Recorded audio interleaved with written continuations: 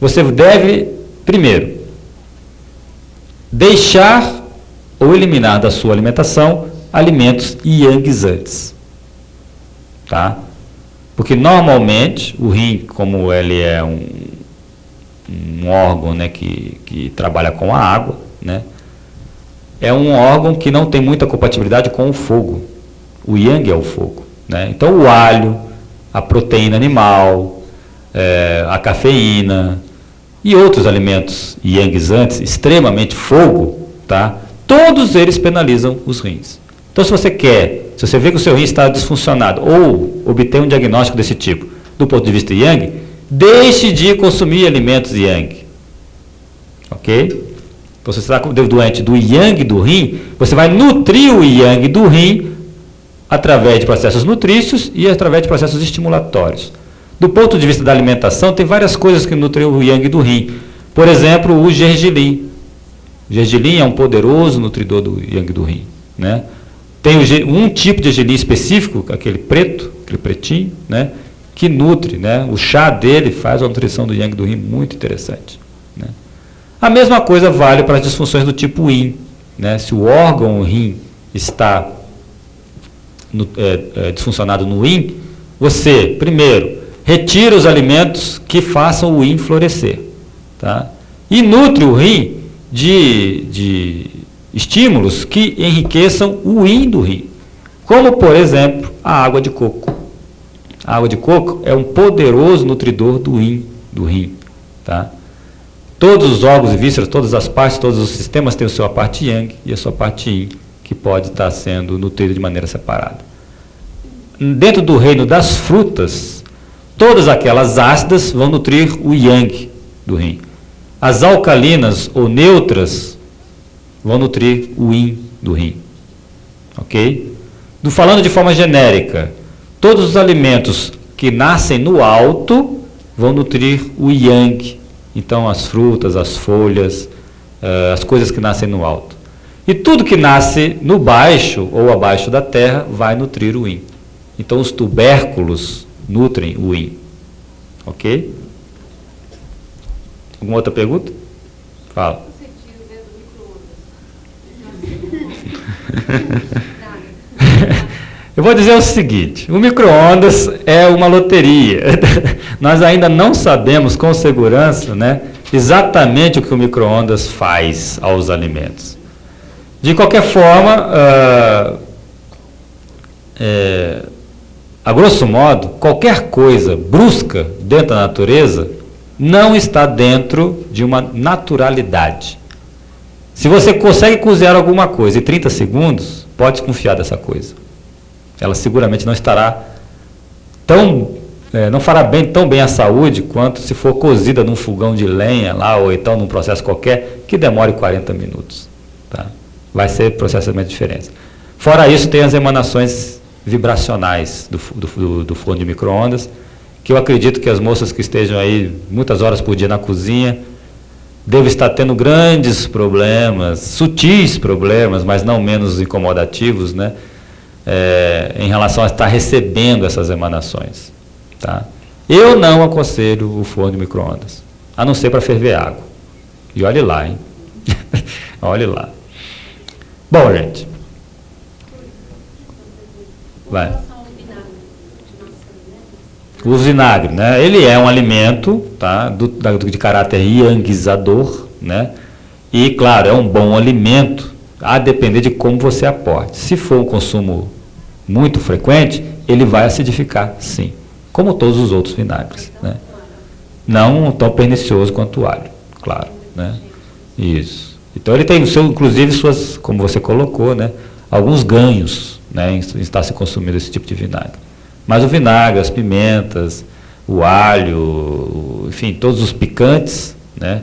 E calorificadores vão estar sendo alimentos que tem que tomar cuidado com eles, né? Tem que saber administrar.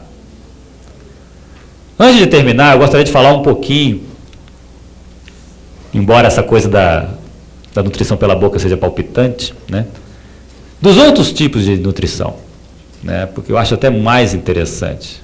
Por quê? Porque o nível de importância, um nível de necessidade, a necessidade propriamente dita de aporte desses outros nutrientes é tão ou mais fundamental do que esses que a gente vem comentando até então. São aqueles nutrientes que nutrem o 98% do seu ser, que não é o corpo. Dentro desse aspecto, dentro dessa abordagem, nós estamos entendendo aqui que você é muito mais do que o seu corpo. Que o seu corpo é apenas a ponta do iceberg. E que, de forma nenhuma, o arroz, o feijão, a carne, a fruta, tal, isso aqui, vai nutrir a outra dimensão do seu eu, que não seja corpo. Então, o que nutre o corpo? A primeira ideia interessante é que, para existir ou para estar, você precisa comer feijão com arroz, com certeza. Tá? Mas para fazer, você não precisa necessariamente comer feijão com arroz. A ideia nova, talvez a ideia mais interessante, seja essa, de que a energia do fazer vem muito mais dos nutrientes sutis do que dos nutrientes concretos. Quais seriam esses nutrientes sutis? Eles estariam aí vindo, emanando do mundo espiritual, de coisas mais, enfim, estranhas assim? Não. Alguns sim, mas a maioria não. Eles estão emanando do seu movimento ecológico, ou seja, eles estão aí no mundo, trocando substâncias com você, substâncias sutis, como, por exemplo, a luz, o sol. Hoje em dia existe uma grande preocupação com o sol, por causa do câncer de pele, por causa da senilidade precoce da pele, e etc, etc, etc. Perfeitamente. O sol errado provoca problemas. Assim como a alimentação massiva errada também provoca problemas. Porém, você não terá saúde, você não sobreviverá de maneira adequada, você não terá vida plena, ou nem meia plena, se você não tomar sol, em hora nenhuma do dia. Ah, eu sou muito branquinha, pego o sol, tenho alergia a sol, porque fico cheio de placas e não sei o quê. Eu posso te garantir que você é um indivíduo que nasceu para viver num mundo onde tem um sol. Geneticamente é incompatível, é absurdo dizer que você tem alergia ao sol. Se você está tendo reações adversas à insolação, é porque a sua química interior, as suas condições energéticas não estão filtrando, não estão te protegendo daquela parte de nutrícia solar que não é palatável pelo corpo, que não é processável pelo corpo. Tá? Porém, o sol, de 6 horas da manhã até as 9 e de 4 horas da tarde em diante, é essencial para a saúde. Qualquer doente, qualquer pessoa que esteja sofrendo de um processo de disfunção, de adoecimento, que tomar sol vai curar mais rápido.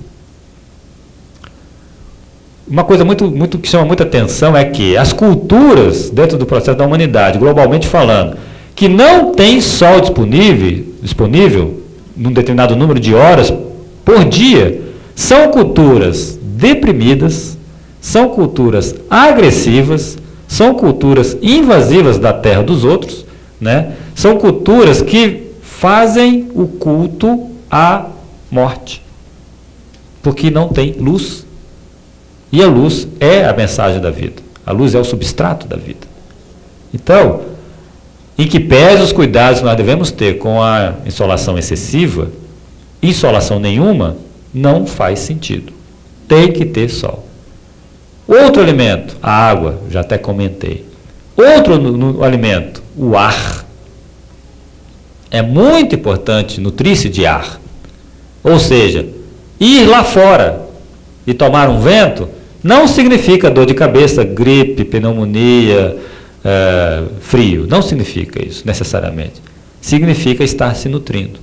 De tal forma que, inclusive, que alguém que esteja adoecido, se tomar um banho de ar todos os dias, vai curar mais rápido. Como é que é um banho de ar?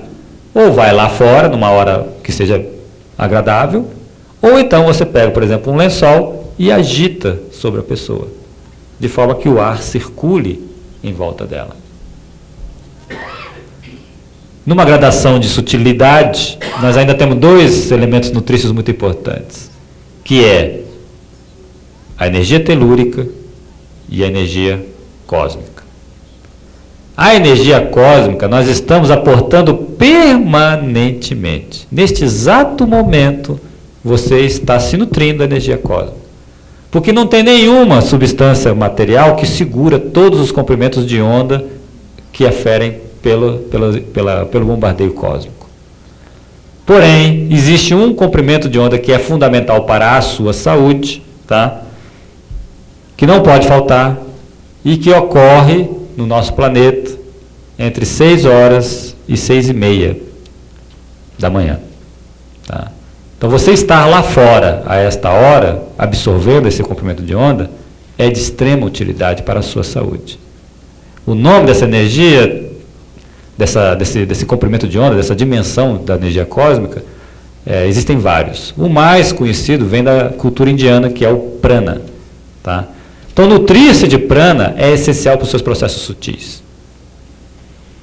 A energia telúrica vem do planeta, vem da Terra. E vai ser aportada se você for lá fora buscá-la.